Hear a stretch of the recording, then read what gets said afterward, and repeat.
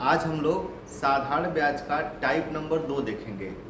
पिछली वीडियो में हमने टाइप नंबर 1 आपको पढ़ाया था और उसमें हमने आपको कुछ बेसिक स्ट्रक्चर और किस तरह से सवाल आपके पेपर में बनते हैं उस पर हमने चर्चा किया था। आज टाइप नंबर 2 हम लोग देखेंगे और टाइप नंबर 2 में किस प्रकार का प्रश्न लेकर के आया हूँ इसको जान लीजिए। पहले आपके पेपर में अक्सर आपने देखा होगा कि वार्षिक ब्याज पूछा जाता है, अर्धवार्षिक ब्याज पूछा जाता है, महीने का ब्याज पूछा जाता है, दिन का ब्याज पूछा जाता है। तो जो महीने और दिन पर ब्याज पूछे जाते हैं उससे रिलेटेड आज का वीडियो होगा। वीडियो छोटा जरूर होगा लेकिन इसमें आपको आज मैं दिन से और महीने से किस प्रकार के ब्याज से सवाल पूछे जाते हैं उस पर हम लोग चर्चा करेंगे। तो फटाफट कलम और कॉपी को उठा लीजिए और जल्दी से टाइप नंबर 2 को हम लोग देखते हैं। आज का पहला क्वेश्चन आपके बोर्ड पर ये रहा, टाइप नंबर 2 का पहला क्वेश्चन है 85,000 रुपए का 15% की दर से 2 वर्ष 4 माह का साधारण ब्याज क्या होगा। आपका जो प्रिंसिपल है मूलधन वो 85,000 रुपए है। आपके ब्याज की जो दर है वो 15% है और आपका जो समय है वो 2 वर्ष 4 माह है। जो टाइम है वो 2 वर्ष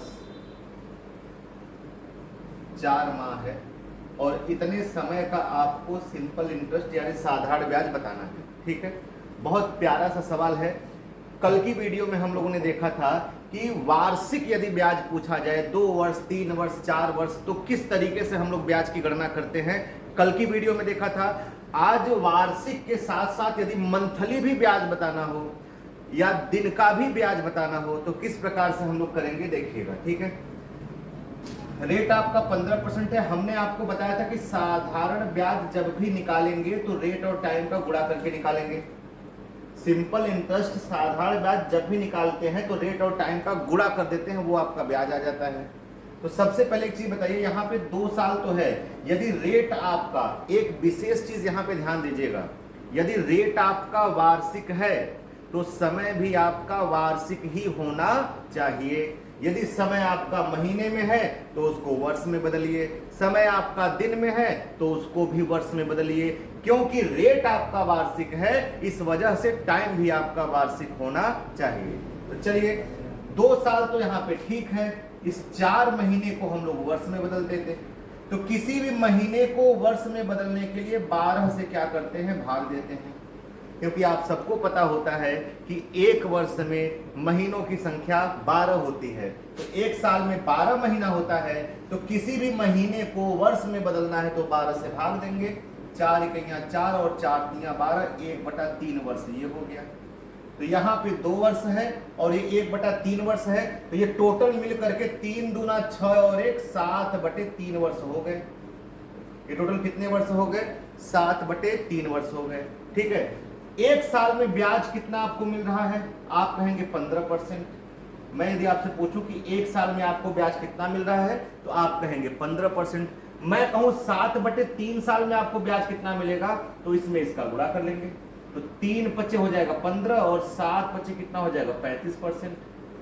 आपको 7/3 वर्ष में 15% की रेट से कुल ब्याज मिलेगा 35%। मैं पूछूंगा किसका 35%, तो मूलधन का 35%। मूलधन आपका 85,000 है, 85,000 का 35% आपको टोटल ब्याज मिलेगा। 2 जीरो से 2 जीरो यहाँ पे कैंसिल हो गया। 35 को आप 7 × 5 भी लिख सकते हैं या आप यहाँ पे एक काम ये भी कर सकते हैं, 5 से काटेंगे तो 5 7 35 और 5 से काटेंगे तो 5 दूना 10, ये 20 बार में 0 से ये 0 क्या हो जाएगा, कैंसिल हो जाएगा। 2 से इसको काट लेंगे तो 2 चौका 8, 2 दूना 4, 2 पंजे 10, 4250 × 7 कर लीजिएगा। तो 7 0 0, 7 5 35, 7 दूना 14, 15 16 और 1 17, 7 चौक 28 और 1 29। तो आपको टोटल 29,750 रुपए ब्याज मिलेगा।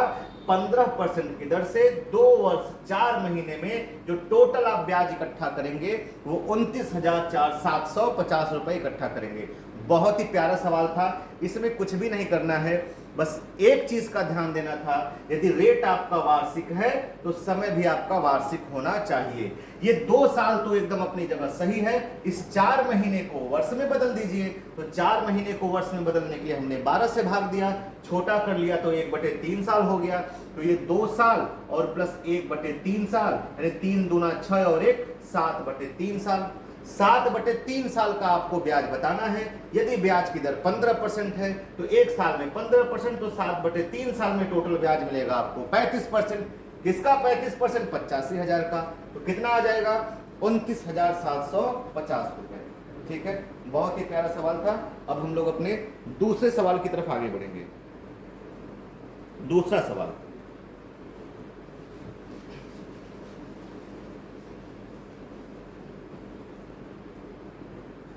दूसरा सवाल आपके बोर्ड पर ये रहा। दूसरे सवाल में कह रहा है 54,000 रुपए का 11 सही 1/9%। देखिए आपका जो मूलधन है मेरे प्यारे बच्चों वो 54,000 है, और जो रेट ऑफ इंटरेस्ट जो ब्याज की दर है वो 11 सही 1/9% सालीना है। और आपको कितने समय का साधारण ब्याज बताना है? तो सवाल में दे रखा है 3 वर्ष 2 माह का साधारण ब्याज बताना है। 3 वर्ष 2 माह का आपको साधारण ब्याज बताना है। अभी हमने आपको एक चीज बोला कि यदि रेट वार्षिक है तो आपका टाइम भी वार्षिक होना चाहिए। तो टाइम को आप जब वर्ष में बदलेंगे तो 3 वर्ष तो अपने जगह सही है, इस 2 वर्ष को, इस 2 माह को केवल आप जो है वर्ष में बदल लीजिए। तो किसी भी महीने को वर्ष में बदलने के लिए 12 से भाग देते हैं, 2 इकैया 2 और 2 छक्का 12, 1/6 आ गया। तो 3 साल ये है, 1/6 साल ये है, तो टोटल 6 त्रिक 18 और 1 19/6 साल का आपको ब्याज बताना है। आपको टोटल 19/6 साल का ब्याज बताना है। 1 साल में ब्याज की दर कितनी है? 11 सही 1/9%। 11 सही 1/9% को आप 1/9 भी तो लिख सकते हैं। 11 सही 1/9% की जो फ्रैक्शन वैल्यू होती है वो 1/9 होती है। किसी धन का आप 11 सही 1/9% निकालिए या उसी धन का आप 1/9 निकालिए, दोनों का मतलब एक है। तो एक वर्ष में हमको ब्याज मिल रहा है 1/9। एक वर्ष में हमको ब्याज मिल रहा है 1/9, तो 19/6 वर्ष में हमको ब्याज कितना मिलेगा? इसका 19/6 गुना ब्याज मिलेगा। तो 9 छम कितना हो जाएगा? 54, और 19 इकैया 19, मतलब हमको कुल मिलाकर के 19/54 ब्याज मिलेगा। हमको टोटल 19/54 ब्याज मिलेगा। किसका 19/54 ब्याज मिलेगा? तो हमारे मूलधन का। मूलधन है 54,000, 54,000 का 19/54 ब्याज मिलेगा। तो 54 से 54,000 बार में कट गया, 1000 का गुणा 19 में करेंगे मेरे प्यारे बच्चों तो 19,000 रुपया आ गया। आपका जो ब्याज प्राप्त होगा वो कुल मिलाकर के 19,000 रुपए ब्याज प्राप्त होगा। 11 सही 1/9% की रेट से 3 वर्ष 2 माह का जो आपको सिंपल इंटरेस्ट प्राप्त होगा वो 19,000 रुपए प्राप्त होगा। बहुत ही खूबसूरत सवाल था और बहुत ही प्यारे तरीके से हम लोगों ने कर लिया। आप देख रहे होंगे कि कहीं भी किसी भी सवाल में यहाँ पे फार्मूला लगाने की कोई जरूरत नहीं है।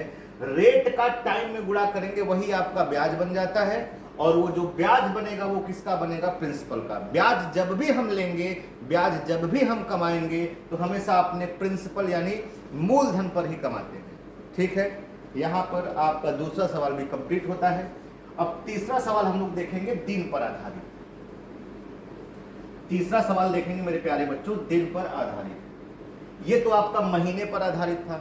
अब तीसरा सवाल जो होगा वो दिन पर आधारित होगा। तो दिन पर आधारित सवाल को करने से पहले कुछ विशेष चीजें आप जान लीजिए। यदि मैं आपसे पूछूं कि एक वर्ष में दिनों की संख्या कितनी होती है, तो ये बच्चा जानता है कि एक वर्ष में दिनों की संख्या होती है 365। ठीक, मतलब आप कह सकते हैं कि 365 दिन बराबर क्या होता है? 1 वर्ष होता है। 365 दिन बराबर 1 वर्ष होता है। तो मैं कहूं कि 1 दिन बराबर कितना वर्ष होगा? तो 1/365 वर्ष होगा। 1 दिन बराबर कितना होगा? 1/365 वर्ष होगा। कहने का मतलब यह है कि आपको यदि दिन है, आपके सवाल में दिन है और दिन को मुझे वर्ष में बदलना है तो हमेशा 365 से भाग देंगे, क्योंकि एक वर्ष में दिनों की संख्या 365 होती है। जिस प्रकार से महीने को वर्ष में बदलने के लिए 12 से भाग दिया जाता है, उसी प्रकार को दिन को वर्ष में बदलने के लिए 365 से भाग दिया जाता है। अब इसमें कुछ मुख्य बातें हैं, उसको आप जान लीजिए। ये जो 365 आपको दिखाई दे रहा है, ये 73 का गुणज है, 73 का मल्टीपल है, 73 के पहाड़े में आता है। इसलिए आपके पेपर में जब भी सवाल आएगा तो 73 के मल्टीपल से ही आता है। जैसे मैं आपसे कहूं कि 73 दिन बराबर कितना वर्ष होता है, तो हो जाएगा 1/5 वर्ष। कैसे होगा समझना, 73 दिन को मैं वर्ष में बदलूंगा तो इसमें 365 से भाग दूंगा। 73 इकाइयां 73 होता है और 73 पंजे 365 होता है, तो कट पिट के आ जाएगा 1/5 वर्ष। तो आपको डायरेक्ट याद रख लेना है कि 73 दिन का जो मान होगा वर्ष में वो 1/5 होगा। 73 का दुगना मेरे प्यारे बच्चों होता है 146 दिन। तो मैं कहूं कि 146 दिन बराबर कितना वर्ष होता है, तो दुगना है तो 2/5 वर्ष हो जाएगा। 73 का दुगना है तो 2/5 वर्ष हो जाएगा। 73 का तिगुना होता है 3 त्रिक का 9 और 7 त्रिक का 21, 219 दिन। 73 का 3 गुना होता है 219, तो यदि मैं 219 दिन को वर्ष में बदलूंगा तो ये हो जाएगा 3/5 वर्ष। 3 गुना है तो 3/5 वर्ष। 73 का 4 गुना होता है 292। 292 दिन को यदि मैं वर्ष में बदलूंगा तो ये हो जाएगा 4/5 वर्ष। और 73 का 5 गुना होता है आपका 365। तो ये आपके 4 मोस्ट इंपॉर्टेंट दिन हैं जिन पर आपके पेपर में सवाल बनता है। 73 दिन बराबर 1/5 वर्ष, 146 दिन बराबर 2/5 वर्ष, 219 दिन बराबर 3/5 वर्ष, 292 दिन बराबर 4/5 वर्ष। इसी पर आपके पेपर में सवाल बनता है। एक सवाल मैं आपको बहुत ही खूबसूरत तरीके से समझाने जा रहा हूं, पूरा विशेष ध्यान आपका होना चाहिए सवाल पर, ठीक है। चलिए इसका फटाफट स्क्रीनशॉट ले लीजिएगा और नोट्स बनाते रहिएगा। टाइप वाइज मैं आपको पढ़ाऊंगा, एक एक सवाल को मैं कराऊंगा और हर सवाल को आपका एक एक चीज का आपको नोट्स बना करके रखना है। ये नोट्स आपको हर एग्जाम में काम देगा, चाहे आप एसएससी का एग्जाम दे, सीएचएसएल का एग्जाम दे, रेलवे का एग्जाम दे, ग्रुप डी का, किसी भी पेपर में यदि आप बैठ रहे हो, हर पेपर में आपका सवाल जो है यहां से आपका बनेगा ही बनेगा, ठीक है। चलिए अगला सवाल आपके बोर्ड पर ये रहा। अगला सवाल ये कह रहा है 80,000 रुपए का 20% की दर से, 80,000 रुपए का 80,000 रुपए का 20% की दर से एक वर्ष 73 दिन, एक वर्ष 73 दिन का साधारण ब्याज क्या होगा। 80,000 रुपए पर 20% वार्षिक ब्याज की दर से एक वर्ष 73 दिन का साधारण ब्याज क्या होगा। बहुत ही महत्वपूर्ण सवाल है। इसमें एक साल के साथ साथ हमें 73 दिन का भी ब्याज बताना है। हमने आपको शुरू में ही बता दिया था, यदि रेट आपका वार्षिक है तो टाइम भी आपका वार्षिक होना चाहिए। ये एक साल ये तो वार्षिक है, ये 73 दिन जो है इसको हमें वर्ष में बदलना पड़ेगा। तो 73 दिन को वर्ष में बदलेंगे तो 365 से भाग देंगे और कट के आएगा 1/5 वर्ष। अभी अभी मैंने आपको बताया था कि 73 दिन का मान होता है 1/5 वर्ष।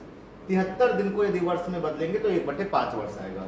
तो एक साल तो मेरे प्यारे बच्चों यहां है, 1/5 साल यहां आ गया, तो 5 इकाइयां 5 और 1 6/5 वर्ष। तो आपको टोटल 6/5 वर्ष का ब्याज बताना है। रेट ऑफ इंटरेस्ट 20% है, तो 20% की दर से 6/5 वर्ष में आपको टोटल कितना ब्याज मिलेगा। 5 चौक का 20 और 4 छंग 24% आपको ब्याज मिलेगा। कुल मिलाकर के 6/5 साल में आपको 24% ब्याज मिलेगा। मैं पूछूं किसका 24% ब्याज मिलेगा, तो मूलधन का 24% मिलेगा। मूलधन 80,000 है, 80,000 का 24% आपको ब्याज मिलेगा। 2 जीरो से 2 जीरो कैंसिल आउट हो जाएगा। अब 24 का गुणा 8 में कर लेंगे, 2 जीरो 8 चौक का 32, 8 दूना 16 और 3 19,200 रुपए। आपको कुल मिला करके 19,200 रुपए ब्याज के रूप में प्राप्त होगा यदि ब्याज की दर 20% है, यदि मूलधन 80,000 है, यदि समय 1 वर्ष 73 दिन है। ठीक है, इसका स्क्रीनशॉट आप लोग ले लीजिए। ठीक, उम्मीद करते हैं आज की क्लास आपको बेहतर समझ में आई होगी। इसी आधार पर आप दिन के सवाल, महीने के सवाल को आप आराम से लगा सकते हैं। इस टाइप के पेपर में यदि सवाल आ जाए तो घबराने की कोई जरूरत नहीं है। मेन मोटो इसमें यह होना चाहिए कि रेट ऑफ इंटरेस्ट यदि ईयरली है, वार्षिक है, तो टाइम भी आपका वार्षिक होना चाहिए। अब टाइम वार्षिक में कैसे कन्वर्ट होगा ये भी मैंने आपको बता दिया। यदि समय महीने में है तो उसको वर्ष में बदलना है तो 12 से भाग, समय दिन में है उसे वर्ष में बदलना है तो 365 से भाग। ठीक है, आज के लिए बस इतना ही प्यारे दोस्तों। कल फिर मिलते हैं टाइप नंबर 3 के साथ। तब तक के लिए जय हिंद, जय भारत।